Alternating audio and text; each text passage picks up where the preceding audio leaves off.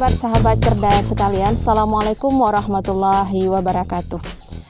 Kali ini kita melanjutkan sesi tentang konsep gender dan kita akan mengupas tentang mengapa konsep gender itu menimbulkan pro kontra dan menimbulkan diskursus yang cukup luas terkait tentang konsep ini.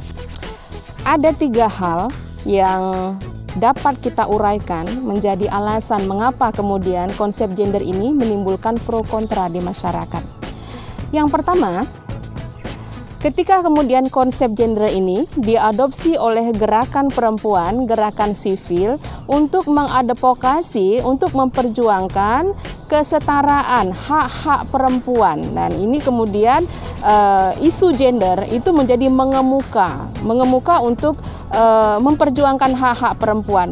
Itu awalnya kemudian ketika kemudian konsep gender ini mengemuka. Lalu yang kedua, yang diperjuangkan oleh konsep gender itu lalu gerakan-gerakan pemberdayaan perempuan, emansipasi atau apapun namanya itu, ternyata itu menggugat kebiasaan budaya yang telah lama hidup di banyak masyarakat, di mana relasi gender yang terbangun di masyarakat itu menempatkan perempuan pada sisi yang subordinat, pada sisi yang marginal, pada sisi yang stereotip, pada sisi yang double burden, dan itu kemudian menjadi dianggap menjadi budaya. Jadi ada satu nilai yang bisa kita pahami begini. Kebiasaan itu yang sudah berjalan bertahun-tahun sejak lama dianggap sebagai sesuatu yang mengakar di masyarakat. Karena sudah biasa maka dianggap benar. Dan karena pembenaran itu kemudian dijustifikasi dengan nilai, dengan norma, dengan keyakinan-keyakinan untuk mendukung bahwa kebiasaan yang berlaku di masyarakat itu adalah benar.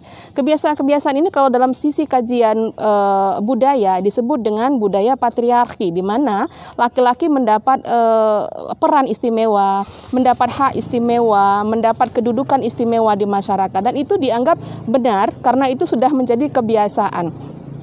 Ketika hal ini digugat, maka sama saja dengan menggugat akar yang sudah sangat kuat, tentunya sudah menimbulkan pro dan kontra. Jadi sebagai contoh ya di masyarakat kita bahwa ketika berbicara tentang pemimpin, maka dominan secara sadar atau tidak sadar, asumsi kita akan berpikir tentang laki-laki ya. Jadi kalau kita lihat pemilihan ketua kelas di dalam sekolah misalnya, ketika kemudian dicalonkan siapa calon ketua kelas kita, maka alternatif yang muncul adalah laki-laki, karena secara konstruksi sosial budaya kita sudah mengistimewakan laki-laki sebagai posisi-posisi kepemimpinan. Nah, itu hal yang kedua, kenapa kemudian gender ini menimbulkan pro kontra, karena gender ini mengangkat kesetaraan, bahwa laki-laki dan perempuan itu diciptakan sama, bahwa laki-laki dan perempuan itu memiliki hak yang sama, bahwa laki-laki dan perempuan itu bisa bermitra. Tidak ada satu makhluk pun di muka Allah, di muka bumi ini yang kemudian satunya lebih tinggi dan satunya lebih rendah. Nah, apa yang kemudian diangkat dalam gerakan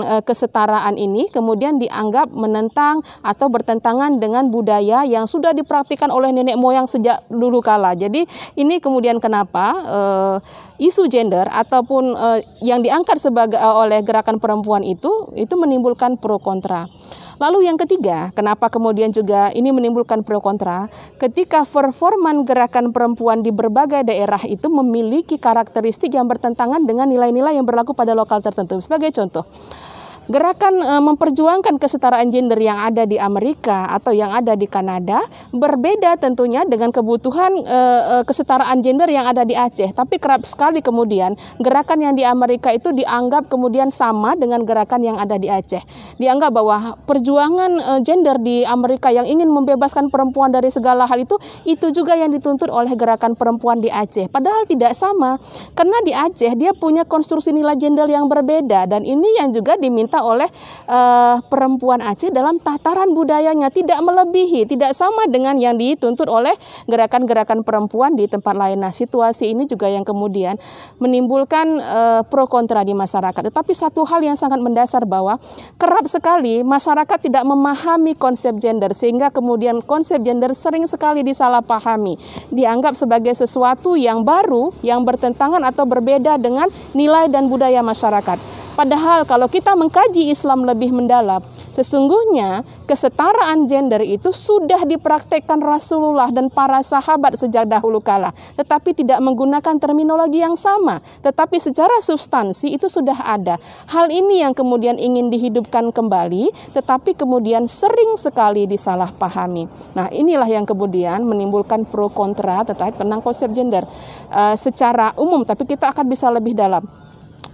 Sahabat Buddha yang cerdas, mungkin kali ini hanya ini yang mungkin bisa kita urai, tapi nanti kita akan perdalam lebih lanjut dengan mencoba melihatnya secara cabang per cabang, karena gender itu adalah kajian yang luas. Maka kita akan coba lihat dalam pertemuan ke depan tentang bagaimana derivasi konsep gender itu dalam realitas, sehingga kita mengenal beberapa, misalnya gender dalam domestik, gender dan pembangunan, gender dan ekonomi, dan ini yang akan kita coba lihat karena dia punya karakteristik berbeda.